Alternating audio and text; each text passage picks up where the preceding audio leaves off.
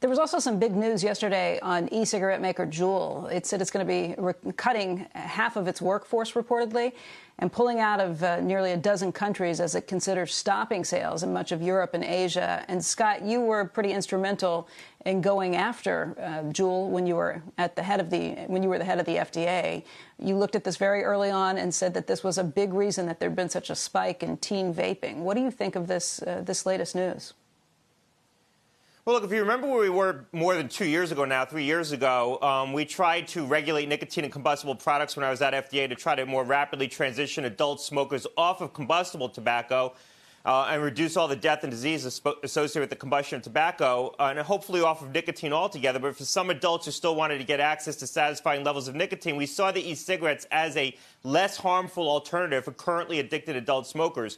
Juul really stepped into the market, I think, and ruined that vision by addicting a whole generation of kids on nicotine through the e-cigarette products. And it really was Juul that created that addiction crisis in the country, and they were slow to react to it. And so I think a lot of the overhang, a lot of the unfortunate impact that we've seen on the e-cigarette market more broadly in terms of the opportunity that we had to allow adults to use those products to transition off of combustible tobacco has been impacted by Juul. And Juul was slow to address the problems that they had in terms of the youth use of their product. And I'm not surprised to see the company now in the crosshairs of regulators, both at a federal level and a state level. Certainly, they were under our scrutiny when I was at the agency, but that's continued. And I'm not surprised to see that impacting their business now and the company having to skinny down and focus on just a very core targeted market. It's what they should have been doing from the outset, focusing on the adult, currently addicted market and not trying to grow that into new addicts on nicotine, new users of nicotine. Because they were marketing specifically to kids, to teenagers.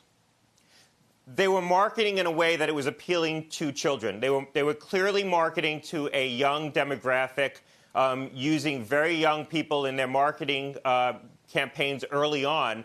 And there's no way to say, well, we're just marketing to 20-year-olds. If you're marketing to 20-year-olds, it's going to bleed into younger people. If you look at what some other companies have done, they've clearly set marketing campaigns that are targeted to a much older demographic, recognizing that you're going to get some bleed into a younger demographic. Juul was targeting a younger demographic, and so they got a lot of bleed into children and teenagers and tried to make that product fashionable to a much younger set.